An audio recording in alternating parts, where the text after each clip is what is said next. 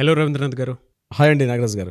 Sir, Sanjay Ghosh ఈ overall characteristics and ట్రైట్స్ గురించి మనం మాట్లాడుకోవాలి అని అంటే, ఈ ఇన్సిడెంట్లో పర్టికులర్గా వాళ్ళ దేశం మొత్తానికి కూడా ఒక పర్సన్ క్యారెక్టరే మనిషి విలువల్ని, మానవతా విలువల్ని దిగజార్చేలా చేసి ఒక రైట్ జస్టిస్ కోసం అని చెప్పేసి దేశం మొత్తం చూసేటువంటి పరిస్థితికి వచ్చింది. ఎంటైర్ ఇతని క్యారెక్టరిస్టిక్స్ అండ్ ట్రైట్స్ కనుక మనం అర్థం చేసుకుని మాట్లాడితే, పాలిగ్రఫీ టెస్ట్ దగ్గర నుంచి కనుక మనం చూస్తే ఏం చెప్పొచ్చు దీనికి సంబంధించినటువంటి వాటిల్లో, అండ్ ఇప్పుడున్న జనరేషన్ పిల్లలకి పేరెంట్స్ ఏం నేర్పించాల్సినటువంటి అవసరం, బాధ్యత ఉందంటారు? ఈ పర్టికులర్ సంజయ్ రాయ్ అనే విషయానికి మనం వచ్చినట్లయితే, ఇతను ఒక నిందితుడిగా ఈరోజు దేశం యావత్తు ముందు ఒక దోషిగా నిలబడ్డాడు. తను చేసినటువంటి చిన్న తప్పు, ఒక 30 నిమిషాల పాటు తను చేసిన తప్పు ఈరోజు జాతి యావత్తు కూడా ఒక దోషిగా జాతి యావత్తు ముందు కూడా నిలబడ్డాడు. దీనికి కారణాలు ఏమిటి? అతను మొబైల్ చూశారు. ఫస్ట్ పోలీసులు ఇంట్రాగేషన్లో అతను మొబైల్ చూసినప్పుడు అతని మొబైల్ నుండి అశ్లీలమైన పోర్నోగ్రఫిక్ వీడియోస్ చాలా ఎక్కువగా ఉన్నాయి. కొన్ని వేల సంఖ్యలో ఉన్నాయి. 9వ తారీఖు ఉదయం 4 గంటల మార్నింగ్ 4:30 టైంలో జరిగిన సంఘటన. అంటే సుమారుగా ఒక 20 గంటల పాటు అతని యొక్క నేర ప్రవృత్తి, అతను ఎలా బిహేవ్ చేశాడు, బిహేవియరల్ థింకింగ్ అంటే చూసండి, ఎట్లా బిహేవ్ చేశాడు అన్నది మనందరికి కూడా ఈరోజు పేరెంట్స్ అందరూ గుణపడం కావాలండి. సో ఈ సందర్భంలో పేరెంట్, వాళ్ళ మదర్ ఉన్నారు, ఫాదర్ చనిపోయారు, మదర్తో మాట్లాడడానికి వెళ్ళారు. మదర్తో మాట్లాడడానికి వెళ్ళినప్పుడు మదర్ నమ్మలా. తను ఏమన్నారంటే, లేదు మా అబ్బాయి అట్లాంటి వాడు కాదు, చాలా మంచివాడు, చాలా తెలివైనవాడు, స్కూల్లో చాలా ఫస్ట్, స్పోర్ట్స్లో చాలా నెంబర్ 1 ఉంటాడు, ఎన్సీసీ క్యాడెట్ కార్పుగా కూడా పనిచేశాడు ఈయన. సో నెంబర్ 1 బాక్సింగ్ కూడా నేర్చుకున్నాడు, మంచి ఎథిక్స్ ఉన్న విలువలు కలిగిన వ్యక్తి ఈయన. నాకు అప్పుడప్పుడు టౌన్ నుంచి వచ్చి కూడా నాకు హెల్ప్ చేసేవాడు, కుకింగ్లో హెల్ప్ చేసేవాడు, వాళ్ళ సిస్టర్కి హెల్ప్ చేసేవాడు. ఎందుకంటే మా వీధులు అడగండి, మా ఇంటి పక్కన అడగండి, మా పొరుగుంటి వాళ్ళని అడగండి అని చెప్పి ప్రతి సందర్భంలో ఆ తల్లి వెనకేసుకుంటూ రావడం మనకు కొంత ఆశ్చర్యాన్ని గురి చేసింది నాగరాజు గారు. ఎందుకంటే జాతి యావత్తు చెప్తోంది వీడు దోషి, వీడే చేశాడు, నిందితుడు అని చెప్తుంటే తన కొడుకు చాలా మంచివాడని చెప్తుంది. ఇదే స్థితిలో, ఇలాంటి మానసిక రుగ్మత స్థితిలో ఈరోజు ప్రతి పేరెంట్స్ ఉన్నారు నాగరాజు గారు. నేను ఈ విషయం చెప్పడానికి ధైర్యపడతాను. నేను తెలియట్లేదు అంటే ఈరోజు అతను బయటకు వచ్చాడు కాబట్టి ముందు చెప్పుకో, ఈ పేరెంట్స్ గురించి మనం మాట్లాడుకున్నా, ఈరోజు ప్రతి ఇంటిలో కూడా ఇలాంటి మానసిక వైకల్యం జరిగిన స్టూడెంట్స్ అందరూ ఉన్నారండి. బయటికి కనబట్లా. ఇది ఒక జాతికి ఒక వైరస్ లాగా వ్యాపించేసింది. ఇది ఒక వైరస్. తెలియకుండానే కరోనా కన్నా పవర్ఫుల్ వైరస్ పోర్నోగ్రఫీ అన్న దానికి ఎడిక్ట్ అయిపోయినారు నాగరాజు గారు. పేరెంట్స్కి తెలియట్లే, తమకున్నటువంటి ఎఫెక్షన్, మా పిల్లడు, ఒక ప్రేమ, ఒక ప్యాంపరింగ్, దానివల్ల తెలియట్లే, కళ్ళు మూసుకొని బయలుకమ్మ ఉన్న ఈరోజు తల్లిదండ్రులందరూ కూడా. కానీ వాస్తవాలు మాత్రం తర్వాత మెల్లగా తెలుస్తాయండి. ఇప్పటికైనా మేలుకోవాలి పేరెంట్స్. పోర్నోగ్రఫీ అనే ఒక భయంకర ఒక వ్యాధికి, కరోనా కన్నా పవర్ఫుల్ వ్యాధి వ్యాపించింది ప్రపంచం యావత్తు కూడా. అందులో ప్రత్యేకంగా చెప్పాలంటే మన ఇండియన్స్ బాగా ఎడిక్ట్ అయిపోయినారండి. దీన్ని తొందరగా నిషేధించకపోతే పోర్నోగ్రఫీని భారతదేశంలో యువత తెలియకుండానే ఒక అగమ్యగోచర స్థితిలోకి వెళ్ళిపోతారండి.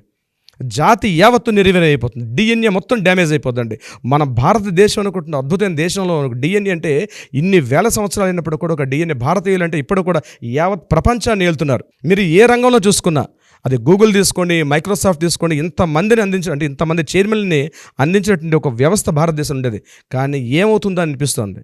దీనికి ప్రధానంగా పేరెంట్స్ ఇప్పటి నుంచైనా అట్లీస్ట్ ఈ వీడియో చూసైనా మనం కౌన్సిలింగ్ చేస్తుంటాం నాగరాజు గారు. ఈరోజు అంటే మీడియాలోకి న్యూస్ కనిపించింది కాబట్టి మాట్లాడుకుంటున్నాం, కానీ మేము ప్రతిరోజు కొన్ని కౌన్సిలింగ్ చేసేటప్పుడు మాకు కనిపిస్తుంటుంది విషయంలో.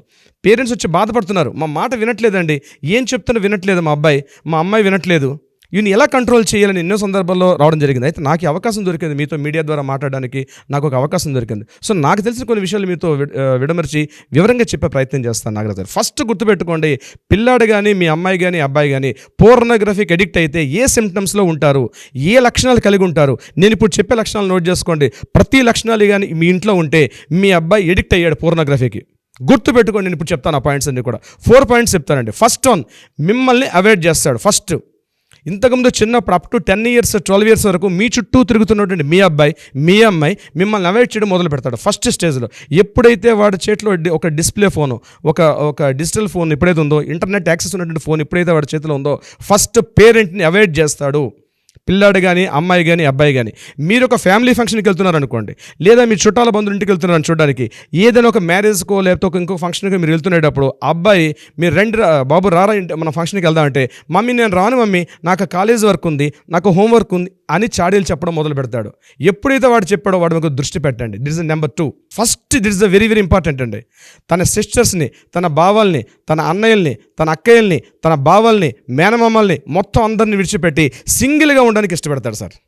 ఫస్ట్ లోన్లీనెస్ కోరుకుంటాడు, తను సింగిల్గా ఉండాలి. అన్ఫార్చునేట్ ఈరోజు మనకి న్యూక్లియర్ కుటుంబాల్లో అమ్మమ్మలు, నాన్నయ్యలు, తాతయ్యలు, అత్తమ్మలు వీళ్ళందరూ కోల్పోయారండి. మేమిద్దరం, మాకిద్దరు. ఆ అపార్ట్మెంట్లో మాస్టర్ బెడ్రూమ్లో పేరెంట్స్ ఉంటారు, చిల్డ్రన్ బెడ్రూమ్లో ఇద్దరికి 2 రూమ్లు, 3 బెడ్రూమ్స్ కల్చర్ స్టార్ట్ అయింది మనకి. 3 BHK కావాలిగా. 3 BHK అవుతుంది, ఇద్దరు పిల్లలు ఉన్నారు, ఒకరికొక బెడ్రూమ్లో, మరొకరికి మరో బెడ్రూమ్లో. పేరెంట్స్ మాస్టర్ బెడ్రూమ్లో.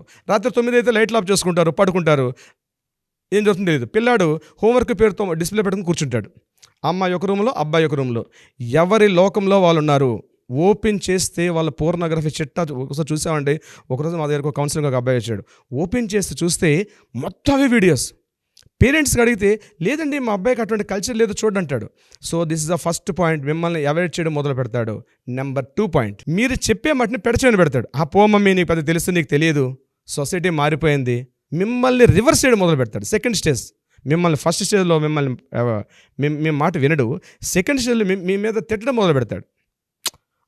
రోజు డాడీ తిడుతున్నాలే నిన్ను, నువ్వు పెద్ద మంచిదానివా, నీకేం తెలుసు పెద్ద, నీకేం తెలియదు, ఊరుకో మమ్మీ. పాప ఆ తల్లి ఏం చేయలేని పరిస్థితి అండి. తన కళ్ళ ముందు తన చేతులతో పెంచిన కుర్రాడు 15 ఏళ్ళు 16 ఏళ్ళు ఇంటర్మీడియట్ దాటి స్టేజ్కి వచ్చేసరికి కదా నీకేం తెలియదు పో అంటుంటాడు కదా వాడు. ఆ అమ్మాయి ఏం చేయాలో అర్థం కాదు ఆ తల్లి. ఈ స్టేజ్లో సెకండ్ స్టేజ్లోకి వస్తాడంటే. థర్డ్ స్టేజ్, తన చుట్టూ ఉన్న సొసైటీని కోల్పోయాడు, ఫ్రెండ్స్ని కూడా అవాయిడ్ చేస్తాడు. థర్డ్ స్టేజ్లో ఫ్రెండ్స్ని కూడా అవాయిడ్ చేస్తాడు. ఫోర్త్ స్టేజ్, ఇప్పుడు రూపాత అంటే దాన్ని ప్యూపా చూస్తుంటే లారా ముదిరిపోయి గొంగళి పురుగు మారినట్టుగా పూర్తి స్థాయిలో మారుతాడు. ఇప్పుడు ఒక సొసైటీలో ఎవరిని చూసినా కామ దృష్టితో చూస్తాడు. ఇంటికి ఎవరు వచ్చినా అదే దృష్టిలో చూస్తాడు, ఎవరితో మాట్లాడిన అదే దృష్టి.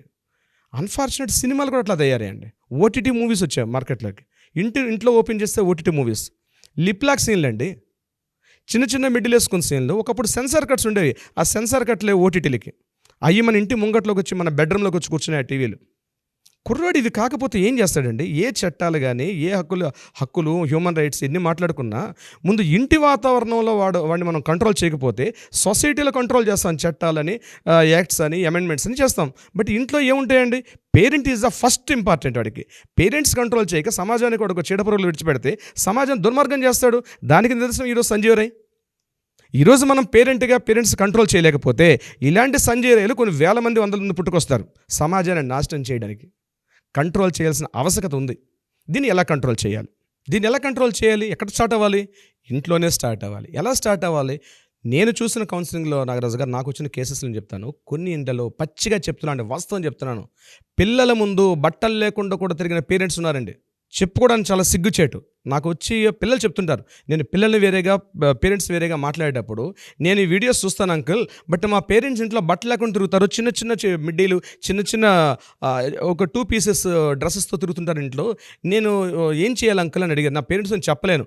నేను వాళ్ళని సెల్ఫ్ ఎనాలిసిస్ తీసుకునేటప్పుడు వాళ్ళు ఓపెన్ అయిన మాట్లాడితే నాకే జుగుప్సాకరంగా కనిపించాయి. ఇలా ఉంటారని. ఎగ్జాక్ట్లీ అండి. నార్త్ ఇండియన్ కల్చర్ ముఖ్యంగా ఈ ప్రభావం మన ముఖ్యంగా తెలుగు రాష్ట్రాల మీద బాగా పడింది. వెస్టర్నైజేషన్ పెరిగినప్పుడు దీన్ని ఎడిక్ట్ చేసేసుకున్నారు. ఏంటో కొత్తగా ఉంది, ఒక బొట్టు పెట్టుకోవడం ఉండదు, ఒక జడ వేసుకోవడం ఉండదు, చేతులు పెట్టి నమస్కారం చేసుకున్న సంస్కృతి పోయిందండి మహిళల్లో. బహుశా నన్ను ఖండిస్తారేమో మహిళలందరూ కూడా. నేను మహిళలందరూ దృష్టిలో పెట్టదండి. ఎవరైతే ఇలా ప్రవర్తిస్తున్నారో వాళ్ళకు ఉద్దేశించి మాత్రం నేను చెప్తున్నాను. ఉండొద్దని నేను చెప్పినాను, వెస్టర్నైజేషన్ చేయండి, కానీ పిల్లల ముందు ఒక సత్సంప్రదాయాన్ని పాటించండి. ఒక సంఘ విద్రోహ శక్తులు కాకుండా ఒక సమాజానికి ఉపయోగపడే వ్యక్తులు ప్రవర్తించండి.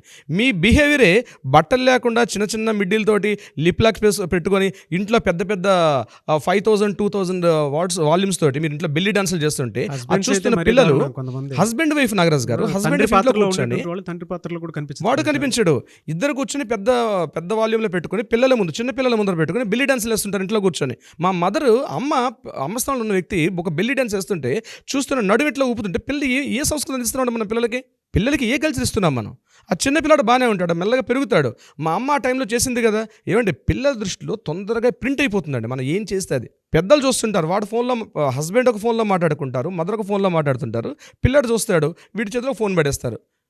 అది పెద్దదే కాదు, చిన్నపిల్లలు ఉన్నప్పుడు కూడా, ఉయ్యాలు ఉన్నప్పుడు కూడా ఈయన ఏడిస్తే చాలా మొహం మీద పెడతారు మొబైల్, అడిగి మొబైల్ డిస్ప్లే చూపిస్తారు. అంటే అప్పటి నుంచి స్టార్ట్ చేస్తున్నాం మనం. సెల్లాక్ తినిపించినప్పటి నుంచి కూడా సెల్ ఫోన్ స్టార్ట్ అయిపోయిందండి. ఇది ఒక బ్యాడ్ కల్చర్ మనకి. వాడికి సెల్లాక్ కాదు, సెల్ ఫోన్ కూడా అలవాటు చేసేసాం మనం అప్పుడే. సో ఇది మదర్ ఎమోషన్ నాగరాజ్ గారు. ఇదే ఫాదర్ ఎమోషన్లో చూద్దాం. ఫాదర్ ఏం చేస్తున్నాడు, అపార్ట్మెంట్లో ఇద్దరే ఉంటారు, ఫాదర్ మదరే ఉంటారు కాబట్టి ఈ చిన్న చిన్న పిల్లలు, వీడు బాత్రూమ్కి వెళ్ళేటప్పుడు కూడా బట్టలు ఒంటి మీద, వచ్చేటప్పుడు కూడా అలాగే వస్తాడు, అదే అవతారంతో వస్తాడు వాడు. పిల్లలు చూస్తారండి, వాళ్ళకి ఒక ఎమోషన్, వాళ్ళకి చూస్తారు, ఆ పిల్లల్ని చూసి ఏం అర్థం చేసుకుంటారు, వాడు అదే విధంగా బిహేవ్ చేస్తాడు, ఏదైతే చూశాడో అదే చేయడానికి చేస్తారండి. పిల్లలకు ఉన్నది ఏంటంటే యాజ్ ఇట్ ఈజ్గా కట్ కాపీ పేస్ట్ అండి పిల్లలు చేసే పని.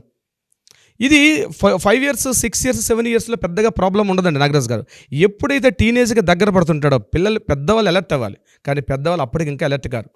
ఇదంతా మీరు కౌన్సిలింగ్ చేసేటప్పుడు బయటపడిందా సార్ ఇది? ఎగ్జాక్ట్లీ నాగరాజ్ గారు, మాకు కొంతమంది షాకింగ్గా అనిపించుంటుంది కదండి. చాలా అండి, నాకు ఈరోజు అవకాశం దొరికింది మీకు చెప్తున్నాను, కానీ ఇంకా భయంకరమైన నిజాలు, కొన్ని మీడియాలో చెప్పుకోలేని నిజాలు, మీడియాలో నేను చెప్పుకోలేని ఆ నిజాలు కూడా వాళ్ళు చెప్తుంటారు. అసభ్యంగా బెడ్రూమ్లో తలుపులు కూడా వేసుకోరండి, ఆ ముద్దులు పెట్టుకోవడాలు, ఆ కౌగిలింతలు, ఆ దొర్లడాలు, ఆ పొర్లడాలు, పిల్లల ముందు అదేదో సమ్ ఏదో చూస్తున్నాడు, పిల్లలు నవ్వుతుంటే వీళ్ళు ఇంకా చేయడం, పిల్లలు విక్రింతిస్తుంటే వాడు ముందు యాక్షన్ చేసుకుంటూ, ఆ మదర్ తాలూకా ప్రైవేట్ పర్సన్ టచ్ చేసుకుంటూ ఎంజాయ్ చేయడం, అంటే నాకు చెప్పడానికి చాలా అసహ్యంగా ఉందండి. మీరు ఏమంటారు అనుకోండి నాగరాజ్ గారు, అంటే నా ఎమోషన్ తట్టుకోలేక నేను మాట్లాడుతున్నాను ఇది నేను. ఎందుకంటే ఈరోజు ఈ సంఘటన మనం ఒక ఫస్ట్ సొసైటీకి వెళ్ళే ముందు ఒక పిల్లవాడిని మనం అందిస్తున్నామండి. 4 గోడల ముందు ఉన్న పిల్లవాడు బయటికి వెళ్తాడు. ఈరోజు ఆ 4 గోడల ముందే నువ్వు ఒక సొసైటీని, నేను సొసైటీలో ఇస్ అ పార్ట్ అని పేరెంట్స్ ఫీల్ అవ్వకపోతే, ఒక మంచి కల్చర్ అందివ్వకపోతే ఇలాంటి సంజీరాలు పుడతారు. 100 మందిలో 2 సంజీరాలు పుడతారండి. మరి ఎట్లా సార్ దీన్ని అరికట్టము? దీనికి మెయిన్ ఇంపార్టెంట్ నాగరాజ్ గారు, కంట్రోల్ చేయాల్సింది ఏమిటి అంటే ఆధ్యాత్మికత, స్పిరిచువాలిటీ ఇస్ అల్టిమేట్ అండి. మన పెద్దలు మనకు ఒక సంస్కృతి ఇచ్చిపోయారు, మన పూర్వీకులు మనకు ఒక కల్చర్ ఇచ్చారు. ఇంట్లో ఎలా ఉండాలి, ఏ బిహేవియర్తో ఉండాలి. అఫ్ కోర్స్ ఈరోజు మనకి పెద్దలు, ఫ్యామిలీలో తాతయ్యలు, స్పిరిచువల్ ఎడ్యుకేషన్ ఉండాలండి. ఎగ్జాక్ట్లీ, స్పిరిచువల్ ఎడ్యుకేషన్ అనేది మన ఇంట్లో తీసుకురాగలిగితే, ప్రతి పండుగలు దానికి ఉద్దేశించినవి నాగరాజ్ గారు. చూడండి ప్రతి నెల 1 2 పండుగలు వస్తుంటాయి, ఏకాదశులని, పౌర్ణములని వస్తుంటాయి. ఏ కల్చర్ కా కల్చర్, నేను హిందూ కల్చర్ అని చెప్పను నాగరాజ్ గారు, ఎస్పెషల్లీ ఎక్కువ మెజారిటీ పీపుల్ హిందూస్ ఉన్నారు కాబట్టి మనం దాన్ని ఎగ్జాంపుల్ తీసుకుంటాం. ఎవరి కమ్యూనిటీలో వాళ్ళకు ఉన్నాయండి. సో నేను హిందూస్ గురించి చెప్తాను. ఇందులో ఎలా ఉంటుంది, ప్రతి ఏకాదశిని, పౌర్ణమని, గుడికి వెళ్ళడాలు, ఒక పవిత్రత, శ్రావణ మాసం వస్తే ఎలా ఉండాలి, శుక్రవారం వస్తే ఎలా ఉండాలి, మొత్తం అన్నీ పాటించొద్దండి. 100% మీరు పాటించకండి. నేను ప్రతిదీ దాన్ని ఏమంటారంటే మూఢనమ్మకాలతో ఉండమని చెప్పడం నా ఉద్దేశం కాదు, కానీ కొన్ని మినిమం ఒక 5% పిల్లలకి చెప్పండి, తెలియపరచండి. భాగవత రామాయణ పురాణాలు చిన్న వినిపించండి. చాగంటి కోటేశ్వర గారి ప్రవచనాలు, గరికపాటి వారి ప్రవచనాలు మనకు ఓపెన్ చేస్తే చెడు పక్కనే మంచి కూడా ఉందండి. అదే పూర్ణ వీడియో జక్క స్కిప్ చేస్తే అక్కడ గరికపాటి వారి ప్రసంగాలు వినిపిస్తాయి, చాగంటి వారు వినిపిస్తాయి. పిల్లలకి వినిపించండి. బాలరామాయణాలు ఉన్నాయి, బాలభారతాలు ఉన్నాయి. ఆ చిన్న moral education, ethical values, Bhartrihari సుభాషితాలు, నీతి చంద్రికలు, ఇట్లాంటి చిన్న వ్యామన పద్యాలు, సుమతి పద్యాలు, చాలా మోరల్ వాల్యూస్, ఎథికల్ వాల్యూస్ చిన్నప్పుడు పిల్లవాడికి తెలియపరిస్తే మనం ఇంటి నుంచి పిల్లవాడికి ఒక మంచి సమాజం నిర్మించుకోవాలి. ఇంటి ముందు తులసికోట పెట్టుకోవడం ఒకప్పుడు రివాజ్ అయితే, ఇంటిలోనే ఒక బార్ రూమ్ ఏర్పాటు చేసుకోవడం నేటి ఫ్యాషన్ అయిపోయిందండి. ప్రతి ఇంటి ముందు తులసికోట ఉండేది. ఈరోజు కాస్త మంచి హౌస్, ఇండిపెండెంట్ హౌస్ కట్టుకుంటే, నా ఇంట్లో పెద్ద బార్ రూమ్ కట్టుకున్నా, నేను లిక్కర్ తాగుతున్నా, చూడు నా ముందు ఇన్ని బ్రాండ్స్ ఉన్నాయి, ఇన్ని లిక్కర్ బ్రాండ్స్ నేను మెయింటైన్ చేస్తున్నాను, ఇన్ని బ్రాండ్స్ని గొప్పగా తాగాను, స్విమ్మింగ్ పూల్ ఉంది, స్విమ్మింగ్ పూల్స్ వచ్చేసాయి. లిక్కర్ బ్రాండ్స్ ఏంటండి, ఇంట్లో తాగడం ఏంటండి? ఇదేమన్నా మన వెస్టర్న్ కాదు కదా. ఆ పిల్లడు ఇంట్లో తిరుగుతూ ఉంటాడు, అబ్బా మా నాన్న ఈ బ్రాండ్ పిలిచి చెప్పుకుంటాడు పేరేంటండి. ఒక ఫ్యామిలీ నేను చూశాను, ఇదే మన ఈశ్వర్ నగర్లో ఒక ఫ్యామిలీతో కలిసినప్పుడు ఇంటికి తీసుకెళ్ళాడు ఆయన. ఆ ఇంట్లో పిల్లాడు 8 years పిల్లాడు, నన్ను తీసుకెళ్ళాడు. నాతో పాటు అబ్బాయి కూడా ఎంటర్ అయ్యాడు లోపలికి. బాత్రూమ్ కింద వుడెన్ ఫ్లోరింగ్ వేస్తుంది, చక్కగా ఇంటీరియర్ డెకరేషన్స్, చక్కగా లోపల ఉన్న దీనిలో రకరకాల brands. Sir 30 years old sir, ఇది 100 years old sir, 50 years old అని చెప్తుంటే వాళ్ళ అబ్బాయి కూడా నన్ను తీసుకెళ్ళి నన్ను చేపెడుతున్నాడు. నేను చెంప మీద ఒకటి కొట్టే అబ్బాయికి నేను ఎమోషన్ తట్టుకోలేనండి, నాకు కొద్దిగా ఆవేశం ఎక్కువ. నేను మా ఫ్రెండ్ కాబట్టి తిట్టేవాడిని, నీకు బుద్ధి ఉందిరా, ఏం అలవాటు చేస్తున్నా పిల్లడికి, నువ్వు తాగరా, ఒక రూమ్లో కూర్చొని తాగు, నువ్వు నిన్ను ఎవరు దానట్లా, ఈ ఎక్స్పోజర్ ఏంటి, ఈ డిస్ప్లే ఏంటిది. అందుకే నన్ను ఒక మాట, మీకు తులసికోట పోయింది, ఇంట్లో బార్ రూమ్లోనే మొదలయ్యి నాగరాజ్ గారు. ఇటువంటి కల్చర్ స్టార్ట్ అవుతుందండి. ఎప్పటికైనా మనం కంట్రోల్ చేయకపోతే నాగరాజ్ గారు చాలా దుర్మార్గమైన సమాజం. మన అదృష్టవంతులు అండి, ఈ సొసైటీలో బతుకుతున్నాం మనం. రాబోయే మన జనరేషన్, నెక్స్ట్ జనరేషన్, 3వ జనరేషన్ ఏమైపోతుందా అన్న బాధేస్తుంది. సో ఇదంతా కూడా మనకి ఫ్యామిలీ పరంగా మాట్లాడుకుంటే నాగరాజ్ గారు, మనం సొసైటీ పరంగా వెళ్దాం. సొసైటీ పరంగా వెళ్ళేటప్పుడు ఫస్ట్ పిల్లాడు ఇల్లు, తర్వాత నెక్స్ట్ తెలిసిన వాతావరణం స్కూల్లో వెళ్ళేసరికి చిన్నప్పటి నుంచి కూడా కొన్ని చోట్ల జరుగుతుంది, కానీ ఇంకా క్యాంప్స్ పెరగాలి. గుడ్ టచ్, బ్యాడ్ టచ్ ఏంటంటే అమ్మాయిలకి అవగాహన కల్పిస్తున్నారు. ఎట్ ద సేమ్ టైం అబ్బాయిల్లో కూడా అమ్మాయిల్ని ఎక్కడెక్కడ టచ్ చేయకూడదు, అమ్మాయిలతో ఎలా మాట్లాడాలి. ఈ మధ్య కల్చర్ అంటే షేక్ హ్యాండ్ కల్చర్ పోయింది. మొన్నటిదాకా నమస్కారం పోయింది, షేక్ హ్యాండ్కి వచ్చింది, షేక్ హ్యాండ్ పోయింది, ముద్దులు పెట్టుకొని లిప్ లాక్ పెట్టుకొని విష్ చేసుకునే కల్చర్ స్టార్ట్ అయింది. సో ఇది కరెక్ట్ కాదని అబ్బాయిలను కూడా తెలియపరచాల్సిన అవసరం ఉంది. అమ్మాయి అంటే ఆమెకు ఒక ఇంపార్టెన్స్ ఇచ్చుకుంటూ వెళ్ళడం అనేది అబ్బాయిలో వెళ్తే ఒక మార్పు వస్తుంది. ఇది స్కూల్లో స్టార్ట్ అవ్వాలి.